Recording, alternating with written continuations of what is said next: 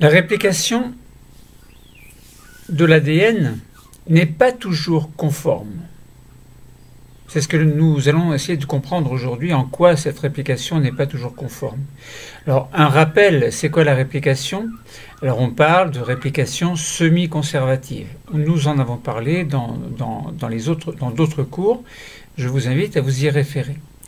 Lorsqu'une cellule doit entrer en division, par exemple en mitose, il faut auparavant qu'elle double son matériel génétique. Donc les cellules diploïdes vont doubler leur quantité d'ADN. Donc ce doublement se fait selon un mécanisme que l'on appelle la réplication. C'est-à-dire que l'on réplique la totalité d'une molécule d'ADN. Et si par exemple, dans le cas de l'espèce humaine, on a 23 paires de chromosomes, eh bien les 23 paires de chromosomes vont bien être doublées. Et une fois que ce doublement va se faire selon le mécanisme de la réplication semi-conservative, enfin semi-conservatif le mécanisme, mais la réplication en elle-même est semi-conservative. C'est-à-dire qu'elle conserve la moitié de son patrimoine, entre guillemets. Ça veut dire que, juste pour un petit rappel, une molécule d'ADN est faite de deux brins qui sont reliés entre eux par des liaisons hydrogènes faibles, donc, et les nucléotides, donc les nucléotides, on va dire, donc les bases azotées, en fait, sont reliées de manière complémentaire, deux par deux, donc l'adénine avec la thymine, et vice-versa, la thymine avec l'adénine, et la guanine avec la cytosine, et vice-versa. Et puis, lorsqu'il va y avoir une réplication, eh bien, comme on l'avait dit dans le cours précédent, ou dans un autre cours, eh bien, les deux brins vont se séparer sous l'action d'une enzyme que l'on appelle l'ADN polymérase. Alors, c'est tout un complexe, hein, c'est assez compliqué. Pour simplifier, on parle juste de l'ADN polymérase. Bon. Donc, cette ADN polymérase va s'occuper non seulement de séparer les deux brins, mais également de polymériser les nucléotides, et tout ceci de manière complémentaire. Bon. Pour mieux comprendre, hein, encore une fois, reportez-vous à mon autre cours. Alors, on se dit qu'en théorie, la réplication semi-conservative est conforme. Ça veut dire qu'à partir d'une molécule mère, on va obtenir deux molécules filles strictement identiques. Alors, au départ, ces molécules, avant la séparation de ces molécules, donc elles seront reliées au niveau du centromère. Bon, puis au cours de l'anaphase, de la division mitotique, par exemple, donc ces deux molécules qui donc vont se trouver séparées et réparties dans deux cellules filles de manière équitable. C'est pour ça qu'on dit aussi que la mitose est une reproduction conforme. Elle répartit conformément, c'est-à-dire aussi bien en qualité qu'en quantité, les ADN, donc les chromosomes dans les cellules filles. Autrement dit, à partir d'une cellule mère, on obtient, donc il y a son patrimoine génétique. Elle va reproduire à l'identique son patrimoine génétique dans les deux cellules filles. Donc, avant la division, au cours de l'interphase et au cours de la phase S de l'interphase, eh bien, il va y avoir la réplication de l'ADN. Donc on a dit que cette reproduction en théorie est conforme. Bon, ça veut dire que les deux copies sont exactement identiques. Maintenant, quelquefois, il peut y avoir des problèmes. Ça veut dire qu'il peut y avoir des erreurs de réplication. Et dans ces conditions-là, on peut parler éventuellement de mutation. Alors essayons de comprendre un petit peu mieux, de manière simple, hein, cette réplication qui n'est pas si conforme que ça, finalement, quelquefois. Le principe de la réplication de l'ADN paraît infaillible, c'est-à-dire, bon, apparemment, il n'y a pas d'erreur. Bon. Les deux molécules d'ADN obtenues sont forcément identiques entre elles et à la molécule mère. Alors attention à ne pas confondre les deux chromatides d'un même chromosome qui sont strictement identiques après la réplication, mais ne pas confondre avec les deux chromosomes homologues qui en théorie sont identiques aux allèles près. Hein, donc ça, attention à ne pas se tromper. Bon, cependant, l'information génétique est constituée évidemment de milliards de nucléotides, bon, des milliards de cellules également vont se diviser tout au long de la vie de l'organisme et évidemment des erreurs peuvent arriver. Donc comment est-ce que ces erreurs peuvent se produire au cours de la réplication? Et est-ce que ces erreurs sont inquiétantes? Est-ce que la fréquence est relativement importante ou alors faible? Bon. Essayons de voir tout d'abord la mise en évidence des modifications de l'information génétique au cours de la vie. Les organes contiennent des cellules, donc on parle de tissus, de toutes les cellules qui ont la même fonction. Ce sont des cellules spécialisées, par exemple cellules pulmonaires, cellules cardiaques, etc. Elles forment l'ensemble des cellules qui ont la même fonction vont former un tissu. Des organes sont formés, l'organisme est formé. Donc tous les organes contiennent des cellules qui vont se diviser normalement tout au long de la vie. Alors pas tous, hein, mais bon. Globalement, donc ce sont des cellules, on appelle ces cellules des cellules souches, qui sont adultes, ça veut dire qu'elles sont matures et responsables du renouvellement des tissus régulièrement. Bon. Nous allons essayer de déterminer dans quelle mesure l'information génétique des cellules souches est stable ou bien peut être modifiée au cours de la vie. Alors, il y a des chercheurs ont fait des biopsies, c'est-à-dire ont pris des petits morceaux de tissu, alors de l'intestin grêle, par exemple, qui ont été prélevés chez un certain nombre de donneurs, donc sains, donneurs sains, et l'âge s'est allé entre 3 et 87 ans dans le document dont je dispose. Alors, l'ADN, bien sûr, des cellules souches a été séquencé et l'information a été comparée, évidemment, à celles provenant, par exemple, de cellules d'un prélèvement sanguin de chaque individu, sachant que les cellules de l'intestin et les cellules sanguines se forment à partir de cellules souches qui sont indépendantes. Alors si on regarde un petit peu le nombre de mutations ponctuelles constatées en fonction de l'âge du donneur, donc qui allait de 3 à 87 ans, on obtient une droite, en fait, donc nombre de mutations par cellule en fonction de l'âge, en années. On s'aperçoit que pour les individus qui ont entre 5 et 10 ans, il y a 500, alors je fais à peu près 500 mutations par cellule.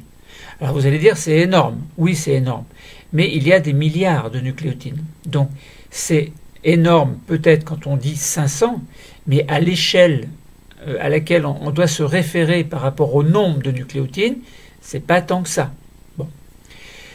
Entre 40 et 50 ans, on est entre 1500 et 2000 mutations, donc changement de nucléotides, par cellule.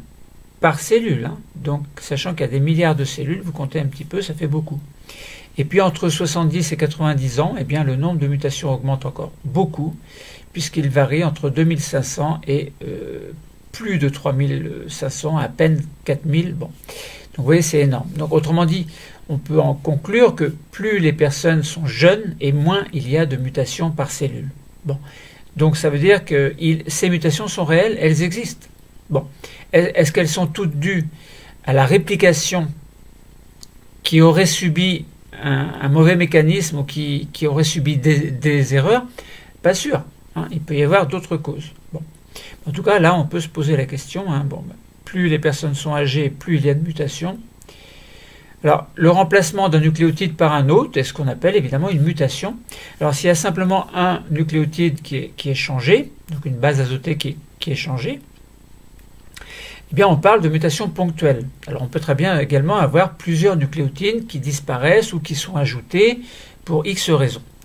Donc, tous les cas sont possibles et on peut dénombrer un certain nombre de cas dans l'exemple qui va suivre.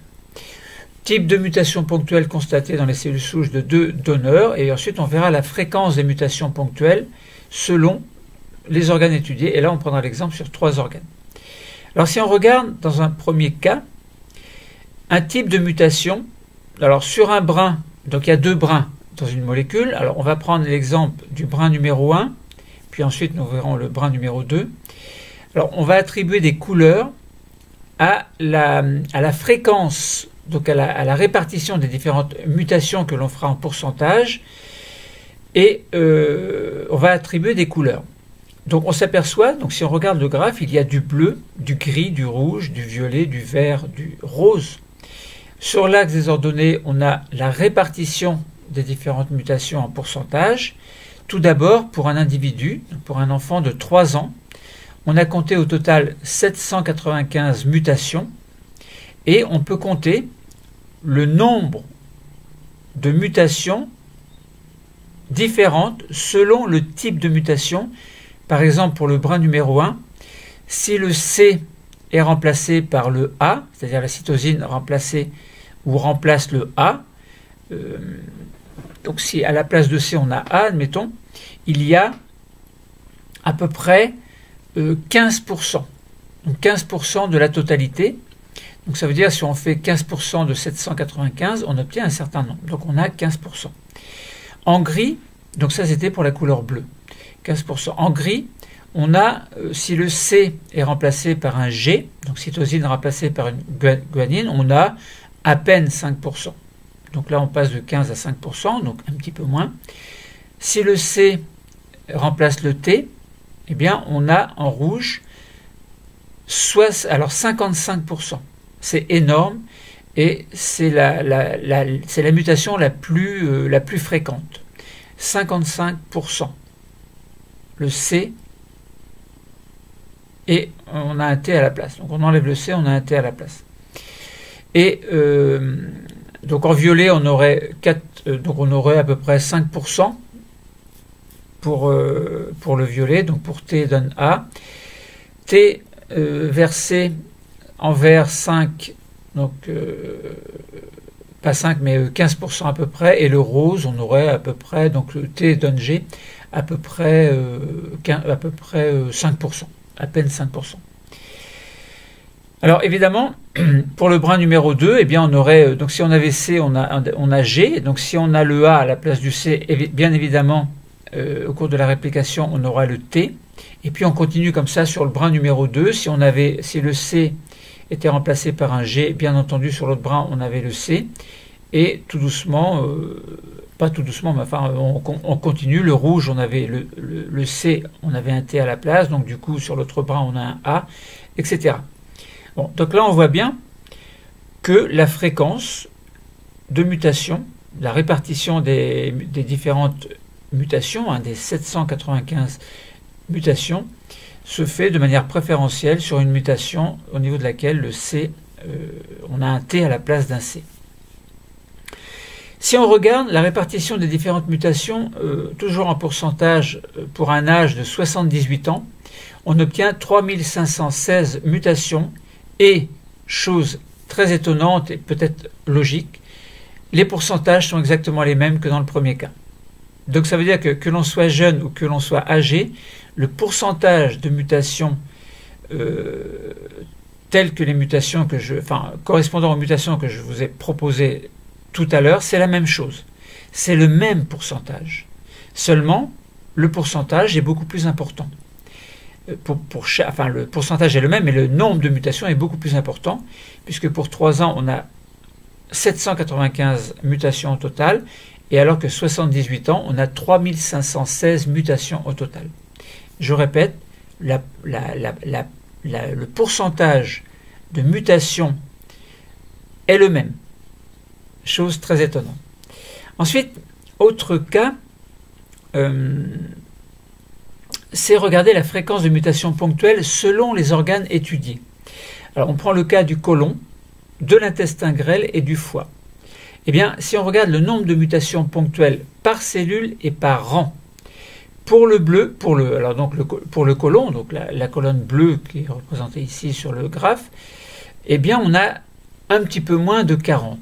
Bon, 40 mutations ponctuelles par an. Pour l'intestin et le foie, c'est un petit peu moins. Bon, 35, on va dire. Bon, mais pour les trois, c'est pratiquement pareil. Mais quand même, le côlon a une tendance au niveau du côlon, il y a un nombre de mutations quand même un petit peu plus important. Bon. Alors, l'étude a également été menée sur des cellules de souches de côlon et du foie, et elle a permis d'établir un taux de mutation. Donc, ce taux de mutation, comme je vous ai dit tout à l'heure. Alors, voilà. Bon, maintenant, on peut se dire... bien sûr, il y a des mutations, des erreurs lors de la réplication de l'ADN sont tout à fait possibles. Donc quand on connaît le mécanisme, on comprend bien que si l'ADN polymérase, donc elle se fixe sur une matrice, et elle se fixe sur la matrice et sur une amorce. Bon. Et on sait bien qu'à partir de la matrice, il va y avoir une fixation selon le mécanisme, selon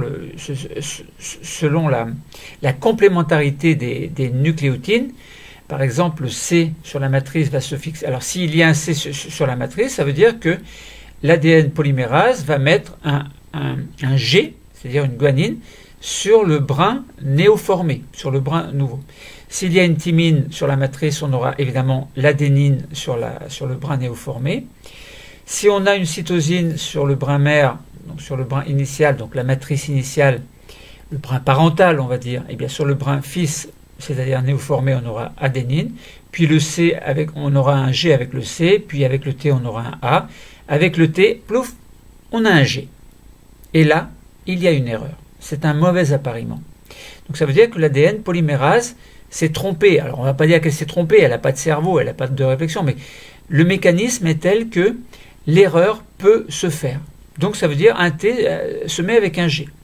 Alors là, on comprend très bien que dans ces conditions-là, lors de la prochaine réplication de cette molécule, eh bien on aura un T parfait qui se mettra avec un A, mais le G, lui, se mettra avec un C.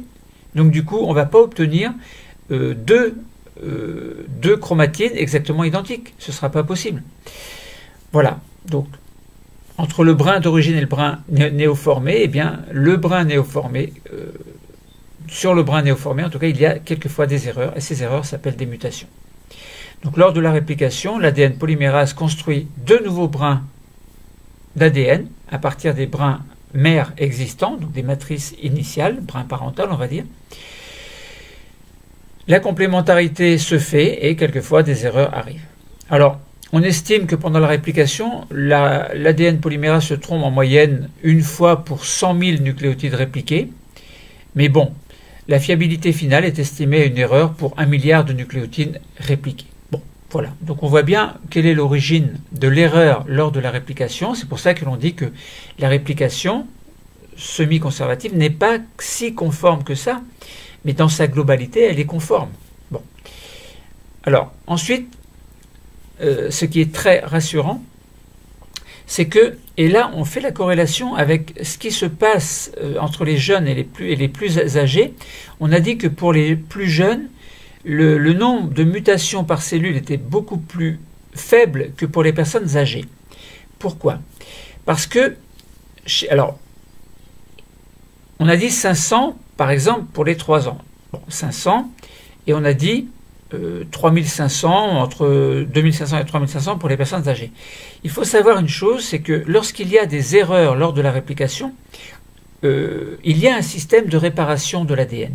Ça veut dire que des mécanismes existent et la mutation sera éliminée de manière tout à fait naturelle grâce au système de réparation. Donc l'ADN polymérase, en fait, elle est associée à des systèmes de réparation qui vont être capables de détecter les problèmes qu'il y a eu au cours de l'appariement. C'est-à-dire s'il y a eu une mutation, eh bien ça veut dire que des enzymes que l'on appelle des endonucléases, c'est-à-dire des nucléases qui vont agir au niveau de la molécule d'ADN elle-même, donc des endonucléases, ils vont couper l'ADN et en éditer les nucléotides qui seront anormaux pour replacer les normaux. Bon. On connaît un grand nombre de nucléases, d'endonucléases, 130, qui sont impliquées dans la réparation de l'ADN chez l'être humain, et leur rôle est évidemment crucial lors de la réplication, évidemment, lorsqu'il y a des erreurs. Des anomalies peuvent persister dans la structure de l'ADN. Du coup, on peut très bien avoir des anomalies de réplication. Alors, si la réparation est faite, il n'y a pas de problème, mais quelquefois la réparation n'est pas faite ou est mal faite. Et on peut avoir des anomalies persistantes dans la structure de l'ADN qui peut empêcher éventuellement la réplication et peuvent conduire, dans certains cas, à la mort de la cellule. Donc, si on regarde, on peut regarder une image avec un logiciel de modélisation. Il faut s'arranger pour trouver l'ADN polymérase et puis l'ADN et puis s'arranger par un jeu avec le logiciel de modélisation comme LibMol, admettons, qui est un petit peu simpliste, mais bon, on arrive à comprendre quand même.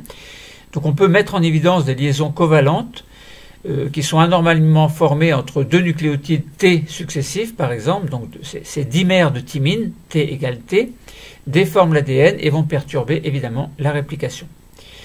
Bon, L'enzyme qui va parcourir l'ADN va repérer ce type d'anomalie et réparer l'ADN. Et nous parlons là, bien entendu, des endonucléases qui sont là pour surveiller, entre guillemets.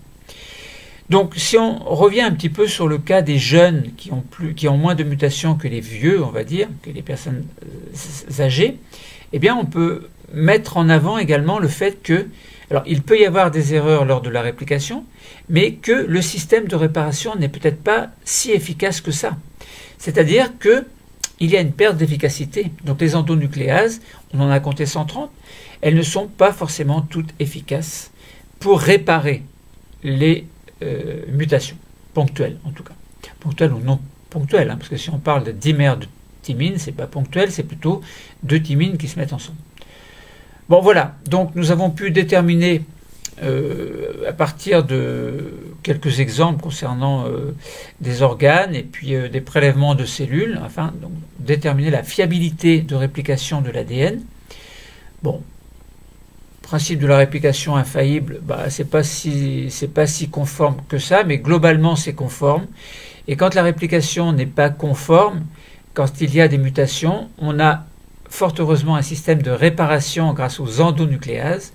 Donc il faut, pour que tout se passe bien, que l'ADN polymérase fasse bien son rôle de réplication, de manière à ce que et que les endonucléases également assurent bien leur rôle de surveillance en fait, et de réparation, de telle sorte que dans la cellule initiale, par exemple la cellule œuf, et puis d'autres cellules de n'importe quel organe qui sont des cellules souches en fait, qui servent à renouveler le tissu d'un organe précis, eh bien il faut que tous ces acteurs en fait travaillent suffisamment bien et de manière efficace afin que, à partir d'une cellule mère, on obtienne deux cellules filles, c'est-à-dire qu'à partir d'une mitose, on ait bien une mitose qui soit une reproduction conforme.